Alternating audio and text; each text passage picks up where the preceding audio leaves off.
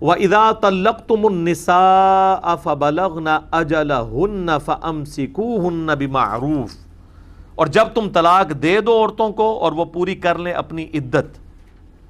اس طلاق سے مراد اب ہے ایک یا دو طلاقیں، کیونکہ وہ آگے کانٹیکسٹ بتا رہا ہے. 3 طلاق کے بعد تو نہیں ہوگا نا ایسے. فَأَمْسِكُوهُنَّ بِمَعْرُوفٍ، پھر یا تو انہیں بھلائی کے ساتھ اپنے پاس روک سکتے ہو، یعنی وہ 3 مہینے کے اندر اندر آپ رجوع کر سکتے ہیں، 3 طہر کے اندر 3 دفعہ حیض آ کے وہ عورت پاک ہو، اور اس دوران آپ اس عورت کو اپنے گھر سے نکال بھی نہیں سکتے. آپ کی طلاق واقع ہوئی ہے لیکن اس سے نکاح نہیں ٹوٹا، یہ فرق یاد رکھنا ہے. اسی لیے اس کو کہا جاتا ہے طلاق رجعی، جس میں آپ اس کی طرف رجوع کر سکتے ہیں. لیکن جب 3 مہینے گزر گئے، یہ 3 دفعہ عورت پاک ہو چکی، یہ اپروکسیمیٹلی میں بتا رہا ہوں 90 دن، تو اب وہ طلاق بائن بن جائے گی. اور طلاق بائن کا مطلب ہے کہ طلاق بھی ہو گئی اور نکاح بھی ٹوٹ گیا. اب وہ عورت آزاد ہے، چاہے آپ سے دوبارہ شادی کر لے چاہے کسی اور مرد سے. اگر یہ 1 یا 2 طلاق کا مسئلہ تھا، آپ سے اگر دوبارہ کرے گی تو نیا حق مہر ہوگا. ہو سکتا ہے اس دفعہ وہ حق مہر بہت زیادہ ہی ڈیمانڈ کر لے. پہلی دفعہ جب نکاح ہوتا ہے تو وہ بچیاں بھی بیچاری خاموش رہتی ہیں. 1100 روپیہ حق مہر، 3200 روپیہ 8 آنے، 5000 روپیہ یہ لکھا جاتا ہے. تو خیر شریف فیملیز میں کسی حد تک یہ بات ٹھیک ہے، کیونکہ وہ لوگ کہتے ہیں جب ہم نے اپنی بچی دے دی ہے تو اب حق مہر تو بہت چھوٹی چیز ہے اس کے مقابلے پہ. تو وہ نبری ہوتی ہیں، اور جنہوں نے وہ زیادہ حق مہر لکھوائے ہوتے ہیں وہ اس چکر میں ہوتے ہیں کہ طلاق واقع نہ ہو، پھر بھی طلاق ہو جاتی ہے. اور اگر طلاق نہ بھی ہو تب بھی وہ عورت سسپینڈڈ ہو جاتی ہے، مرد بھاگ جاتا ہے، حق مہر پھر بھی کوئی نہیں واپس ملتا، اینڈ رزلٹ پھر وہی نکلتا ہے. تو اللہ تعالیٰ ہمارا 1 یا 2 طلاقیں دی ہیں نا، اس کے بعد یا معروف طریقے سے اس عورت کو رکھنا ہے، او سرحوہن بمعروف، یا اسے معروف طریقے کے ساتھ چھوڑ دینا ہے.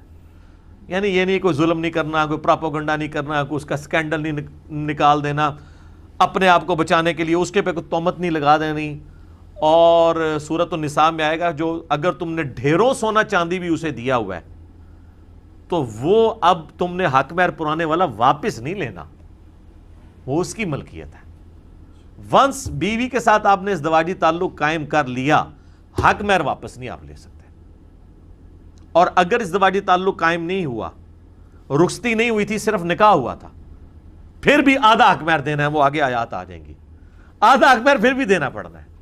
اور یہاں پہ اگر آپ نے کروڑوں اربوں روپیہ بھی دیا ہوا ہے، واپس نہیں آپ لے سکتے.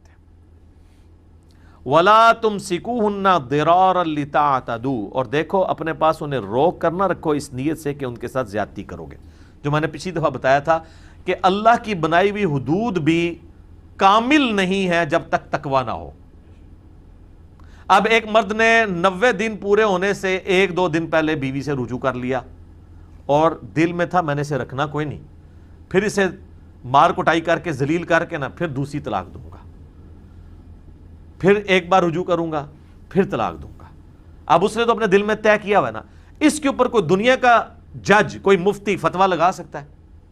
کیونکہ وہ تو جوڈیشری میں جا کے کہے گا میرا حق ہے، میں رجوع نہیں کر سکتا. عدالت بھی کہے گی ہاں جی آپ کا حق ہے. لیکن اللہ تعالیٰ فرما رہا ہے دیکھو اس کو تکلیف دینے کی نیت سے نہ رجوع کرو. وَمَن يَفْعَلْ ذَلِكَ، جو کوئی حرکت کرے گا، فَقَدْ ظَلَمَ نَفْسَهُ، تو وہ اپنی ہی جان پر ظلم کر رہا ہوگا. یعنی دنیا کی عدالت اسے سزا نہیں دے سکتی، کیونکہ دنیا کی عدالت چلتی ہے ایویڈنس پہ. اللہ کی عدالت کے لیے ایویڈنس کی ضرورت نہیں ہے، اس کے لیے کیا ہے، انہ علیم بذات الصدور، وہ دلوں کے چھپے ہوئے رازوں کو بھی جانتا ہے. سورہ غافر جسے سورہ المومن میں آتا ہے، اللہ تعالیٰ تمہاری آنکھوں کی خیانت کو بھی جانتا ہے. سر آنکھوں کی خیانت کس لیول پہ جا کے بات کی جا رہی ہے، یہ جناب یہ اللہ ہی سارا حساب رکھ سکتا ہے، کوئی فرشتہ نہیں رکھ سکتا. یہ اللہ کی کوالٹی ہے. وَلَا تَتَّخِذُوا آیَاتِ اللَّهِ هُزُوًا، اور دیکھو اللہ کی آیات کو ٹھٹا نہ بنا لینا. اللہ کی آیات کو ٹھٹا بنانا یہی ہے کہ یہ میرا حق ہے جی، میں کیوں نہیں رجوع کر سکتا. حق تو ہے تیرا، لیکن تم اندر تو اسی اللہ نے جس نے حق دیا اس نے بھی تجھے ساتھ کہا تھا نا کہ دیکھنا تکلیف کی نیت سے، دینے کی نیت سے رجوع نہیں کرنا. تو آدھا حکم تو اس کا مان رہا ہے جس کو تو جوڈیشری کے اندر ڈیفینڈ کر سکتا ہے، اور جو اللہ کی عدالت میں جا کے تو پکڑا جا سکتا ہے، دنیا کی عدالت سے بھاگ سکتا ہے، وہ والا حکم جو ہے وہ اوپر سے پشت تو نے ڈال دیا. تو اس کو اللہ نے کہا یہ اللہ کی آیات کا مذاق اڑانا ہے. وَاذْكُرُوا نِعْمَةَ اللَّهِ عَلَيْكُمْ، اور یاد کرو اللہ کی اس نعمت کو جو اس نے تم پہ کی. وَمَا أَنزَلَ عَلَيْكُمْ مِنَ الْكِتَابِ، کہ اس نے تم پر کتاب نازل کی ہے، یعنی اللہ کی یہ نعمت ہے کہ اللہ نے تمہیں شریعت کے احکام سکھائے ہیں. والحکمہ، اور نصیحت، حکمت. یعظکم بہ، اور وہ نصیحت فرماتا ہے تمہیں اس سے. واتقوا اللہ، اور ڈر جاؤ اللہ سے. واعلموا، اور جان لو. ان اللہ بکل شیء علیم، کہ اللہ تعالی ہر چیز کو خوب جاننے والا ہے. یہ ہے اصل میں وہ تلوار کہ دنیا کے بڑے سے بڑے جج کو تم دھوکہ دے سکتے ہو، اللہ کو نہیں دے سکتے.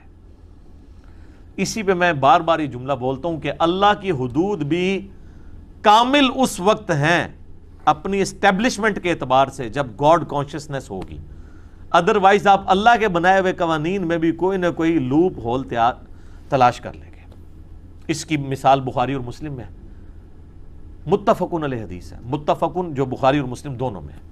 نبی علیہ السلام نے فرمایا تم میں سے بعض اوقات لوگ میرے پاس مقدمہ لے کر آتے ہیں اور کوئی ان میں سے چرب زبان ہوتا ہے اور وہ اپنی چرب زبانی سے مجھے قائل کر لیتا ہے کہ میں اس کے حق میں فیصلہ کر دوں شواہد کی بنیاد پہ، حالانکہ اسے پتا ہوتا ہے کہ وہ ناحق ہے.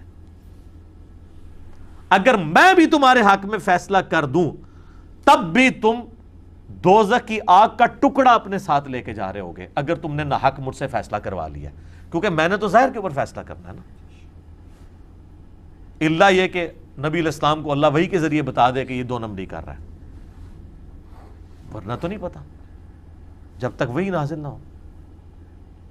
اگر نبی علیہ السلام کا کیا ہوا فیصلہ بھی، اس کی سپورٹ بھی آپ کو دوزخ سے نہیں بچا سک رہی اگر آپ ناحق ہیں. تو دنیا کی عدالتیں اگر آپ کے حق میں فیصلہ بھی کر لیں، آپ اللہ تعالیٰ کی بارگاہ میں کیسے کہہ سکتے ہیں کہ جی میرے حق میں فیصلہ ہے؟ رسول اللہ سے بڑی بارگاہ کون سی ہے؟ اللہ تعالیٰ کہہ رہے ہیں میرے نبی بھی تمہیں فیصلہ کر دے نا تب بھی وہ اسٹیبلش نہیں ہوگا. دنیا میں ہو جائے گا، آخرت میں آگ کا ٹکڑا ہے وہ. دنیا میں تو سورہ توبہ میں آتا ہے کہ وہ منافقین آگے بہانے کرتے تھے، حضور قبول کر لیتے تھے.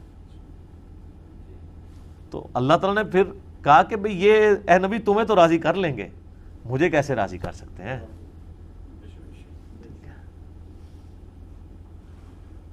پھر آیا کہ یہ منافقین ڈرتے رہتے ہیں کہ کہیں کوئی ایسی صورت ہی نہ نازل ہو جائے جس میں منافقین کے نام بتا دیے جائیں. یہ ہر وقت ڈرتے رہتے ہیں. اے مسلمانوں تم سے ڈرتے رہتے ہیں کہیں صورت نہ کوئی ایسی نازل ہو جائے کہ ان کو ایکسپوز کر دیا جائے. تو سر اس سے تو بالکل عقیدہ علم غیب کلیئر ہو گیا کہ اگر صحابہ کرام کے بارے میں اللہ تعالیٰ یہ فرما رہا ہے کہ منافقین تم سے ڈرتے ہیں کہ کہیں اللہ تعالیٰ قرآن میں ایسی صورت نازل نہ کر دے جس میں منافقین کے نام بتا دیے جائیں، تو یہ تو اللہ تعالیٰ خود عقیدہ بتا رہا ہے کہ صحابہ کو بھی نہیں پتا منافق کون ہے. تو آپ تو بزرگوں کے بارے میں عقیدہ علم غیب رکھے ہوئے اور پھر ہمیں کہتے ہیں جی جس صحابی نے ایک دفعہ بھی حضور کو دیکھ لیا، چاہے وہ حضرت واشی کیوں نہ ہو، ان کے گھوڑے کے ٹاپوں سے بھی کوئی خاک اڑ کے وہ اس گھوڑے کی ناک میں بیٹھے نا تو ایک غوث قطب ابدال اس تک بھی نہیں پہنچ سکتا. یہی کہتے ہیں نا. تو اگر غوث قطب ابدال وہاں تک نہیں پہنچ سکتا اور وہ جو صحابی اس گھوڑے کے اوپر بیٹھا ہوا ہے اس کو تو علم غیب کوئی نہیں ہے، غوث قطب ابدال کو کہاں سے علم غیب آ گیا؟ کہانی ہے. اس پہ جتنا مرضی بھی یہ کہانیاں کروا لیں، الٹیمیٹلی میں نے تو ان کا معاملہ ہی ختم کر دیا کہ ٹھیک ہے یار، to cut the story short, چھوڑ دو. میں اپنا میکینیکل انجینئرنگ کا فارمولہ نا اس کاغذ پہ لکھ کے دیتا ہوں، آپ کے غوث قطب ابدال سارے دنیا کے مل کے وہ مجھے پڑھ کے بتا دیں یہ لکھا کیا ہوا ہے. سمجھنا نہیں نا، وہ تو بہت ہی بےزتی ہے، صرف یہ بتا دیں لکھا کیا ہوا ہے. جیسے ایک عام آدمی جس کو تھوڑی بہت انگلش آتی ہے، اس کے سامنے آپ انگلش کا کوئی مشکل لفظ لکھیں نا تو وہ ہجے کر کے بتا دے گا آپ کو یہ لکھا کیا ہوا ہے، چاہے اسے مطلب نہ پتا ہو. آپ دیکھ لیں کتنے پڑھے پڑھے لکھے لوگ ہیں ٹی وی پہ آ کے وہ کوارنٹائن لفظ بول رہے ہیں، حالانکہ وہ لفظ کوارنٹین ہے. تو چلو کوارنٹائن ہی پڑھ لے گا اسے، مطلب اس کو بے شک نہ آتا ہو. تو اس لیے میں کہہ رہا ہوں میں انجینئرنگ کا فارمولہ لکھ کے دیتا ہوں، وہ مجھے صرف پڑھ کے بتا دے یہ لکھا کیا ہوا ہے. اور اللہ کو تو انجینئرنگ آتی ہے نا. یہ کہتے ہیں نا اللہ غیب دے پردے انہاں سے کھول دیتا ہے. پردے کے جناب تسی جو مرضی کھول لو تسی پڑھ ہی نہیں سکتے کہ لکھا جی نہیں. تو یہ خام خواہ انہوں نے, حتیٰ کہ میں آپ کو بتاؤں بخاری مسلم میں جو کعب بن مالک کی توبہ کا واقعہ ہے, جو 3 اصحاب پیچھے رہ گئے تھے, اس میں کعب بن مالک کہتے ہیں کہ منافقین بھی بہانے کر رہے تھے, ہم نے بھی سوچا ہم بھی جا کے بہانہ کر لیتے ہیں, اور وہ کہتے ہیں کہ جب تک اللہ نے حضور کو بتایا تو حضور کو نہیں پتہ چلتا تھا کون جھوٹ بول رہا ہے کون سچ بول رہا ہے. یہ وہ صحابی عقیدہ بتا رہے ہیں, اللہ یہ کہ اللہ وحی کے ذریعے بتا دے. ہاں اسیسمنٹ تو حضور کی ضرور ہو سکتی تھی, ایک سمجھدار استاد جو ہے وہ شاگرد کی 2 نمبریوں سے اس کو پہچان لیتا ہے, لیکن وہ پہچاننے سے فتویٰ نہیں لگایا جا سکتا کہ بعض کا اسیسمنٹ میں بھی غلطی لگ سکتی ہے. تو وہ صحابی کہتے ہیں جب تک اللہ نہیں بتاتا تھا نہیں پتہ چلتا تھا. تو یہ انہوں نے کیا کیا کچھ مشہور کر دیا. تو یہ اللہ کا علم ہے جو ہر چیز کو گھیرے ہوئے.